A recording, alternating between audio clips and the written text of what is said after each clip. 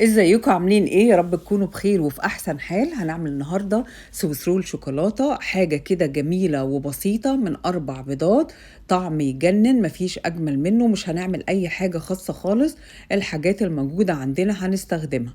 هنعمل الحشوه فيها طعم القهوه وشويه كده شوكولاته.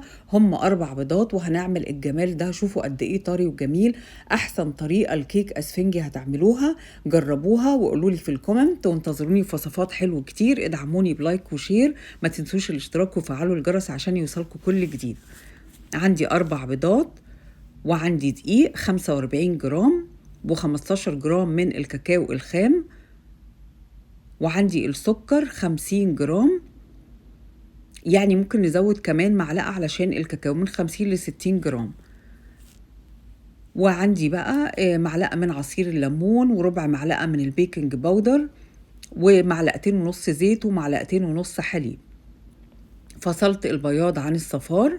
هكتب لكم المقادير بالظبط في صندوق الوصف بالمعالق وكمان بالكوباية. 4 بيضات. الصفار هنا في البيض فيه صفارين بس، سبتهم لأنه أصغر من الحجم اللي هو بتاع الواحدة. فده 4 بيضات كاملة. فصلت البياض عن الصفار. بنزل بشوية من الفانيلا. انا بحب الفانيلا البيضة في الوصفات دي، لانه الفانيلا الحقيقي اللي هي الغامقة بتدي طعم غريب شوية، يعني اللي هي الارتفيشال دي بيكون طعمها احسن، وكل واحد حسب اللي بيحبه. قلبت بقى مع الصفار. خدت بقى الزيت بعد ما قلبت شوية كده مع الفانيلا. معلقتين ونص زيت، معلقتين ونص من الحليب، كله طبعا بحرارة المطبخ.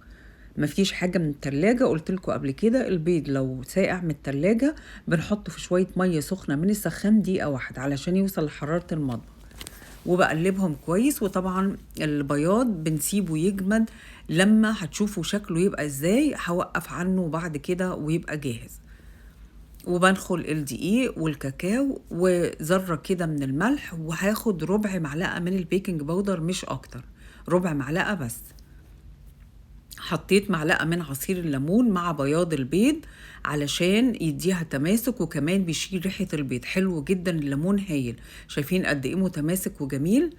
هاخد بقى معلقتين كده او شوية من البياض اللي هو المرنج ده، واقلبه الاول علشان يبقى سهل من الخليط، يعني يختلط بسرعة. ما ندلقش كل الكمية، هيبقى صعب جدا، وممكن كده من التقليب الجامد نبوظ الهواء اللي احنا دخلناه. بقلب كويس. طبعا التقليب يكون خفيف زي ما انتم شايفين بياض البيض جامد وجميل ازاي. نحافظ عليه، التقليب بيكون بخفة، يعني حتى بنزل كده بالمضرب السلك ده لكن مش خفق، يكون ايدينا خفيفة علشان نحافظ على الهواء اللي في البيض. الفرن عندي شغال على 170. وهنا الصينية مقاس 28 دي مربعة، تقدروا تستخدموا مستطيلة الموجودة عندكم على حسب الحجم اللي انتوا عايزينه. المقاس ده حلو جدا على ال4 بيضات. ممكن 13 في يعني 13 باي 9 اللي هي بتكون مستطيلة شوية على حسب المقاس اللي عندكم. ورق الزبدة حطيته، لا سمنة ولا زيت ولا أي حاجة، وبسوي كده. ولزقت بالعجينة كده جزء صغير من تحت علشان ورق الزبدة يلزق. وبسويها كده يا دوب بسويها بس، مفيش لا زيت ولا سمنة ولا أي حاجة. بخبطها شوية علشان أسويها، ولو في أي فقاعة كبيرة ولا حاجة تخرج. وهنا في الفرن 25 دقيقة، 20 دقيقة، وطفيت ال5 دقايق وطلعتها كده بقت جاهزة.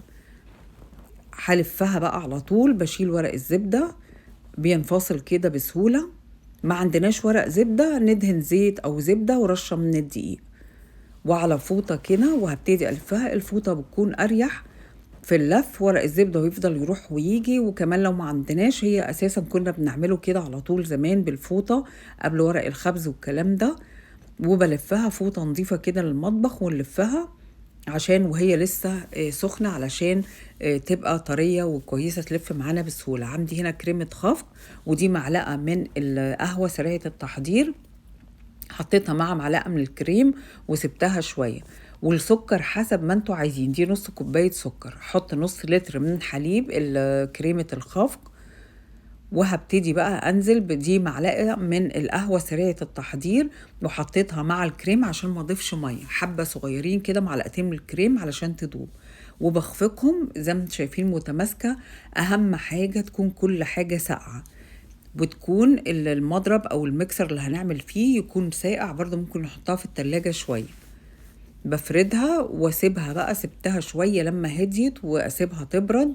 ما احطش ابدا الكريمة وهي دافية علشان ما تسحش. هشيلها بقى من على الفوطة، احطها على ورق زبدة علشان ابتدي احشي الكريمة. في الوقت ده بردت تماما. ودي معلقة من الكريمة، معلقة من الكافي القهوة.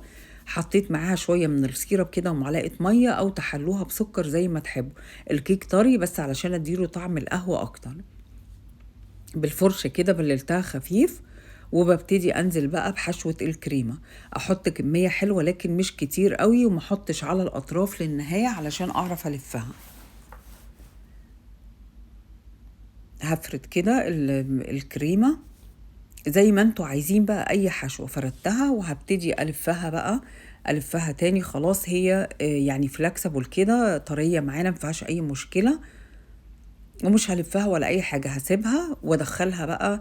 بعد ما احط الكريمة هحط باقي الكريمة عليها. هبتدي بقى ادهنها من بره علشان ادخلها التلاجة تقعد بقى لما تبرد، على ما نعمل الغطا بقى بتاع الكفر اللي من بره ده. هنعمل جناش زي ما هتشوفوا الخطوة اللي جاية. بدهنها بس واسويها كده بسهولة جدا. الوصفة دي ممكن نعملها على طول، يعني غير التورتة متاخدش مجهود ابدا. وبسويها كده خفيف كله بس بالسباتشولا كده، ما بنعملش اي حاجة ولا اي ادوات ولا اي حاجة خاصة. كوباية من الشوكولاتة، وعندي هنا معلقة نص معلقة كبيرة كده من الجيلاتين ممكن نستغنوا عنها، ومعلقتين من المية. وبعد كده هعمل حمام مية علشان احط الشوكولاتة، وحوالي نص كوباية من الكريمة. ممكن نحط حليب، نقلل الكمية شوية لو مش عندنا كريمة من كريمة الخفق دي. وبقلبها كده تدوب، وبعد كده بنزل بالجيلاتين. بيديها طراوة بحيث ان هي لما تبرد ما تبقاش شوكولاتة تتكسر زي ما بنحط الكوكي والكلام ده. لا، دي بتبقى يعني حلوة متماسكة لكنها مش ناشفة يعني. طلعتها من التلاجة، وهنا يدوب نشتغل على طول. الجناش يدوب يبقى بحرارة المطبخ، لو سبناها يجمد تاني. وبنزله عليها على حاجة كده زي ما انتوا شايفين سلك، وبسويها كده بسرعة لانه هتنشف. وبشيلها برضو يدوب كده هديت، بشيلها علشان ما تلزقش في السلك ده. انقلها بقى على حاجة نظيفة، واعمل كده كام وردية من فوق، وكده بتكون جاهزة بقى نجرنشها بأي حاجة. نسيبها سادة، حتة من الشيري، شوية نتس، اي حاجة عايزين نحطها فوق، حباية مش عارفة ايه، اي حاجة عايزينها. اتمنى الوصفة تكون عجبتكم، وانتظروني في وصفات حلوة كتير. اشكركم. Thank you for watching. باي باي.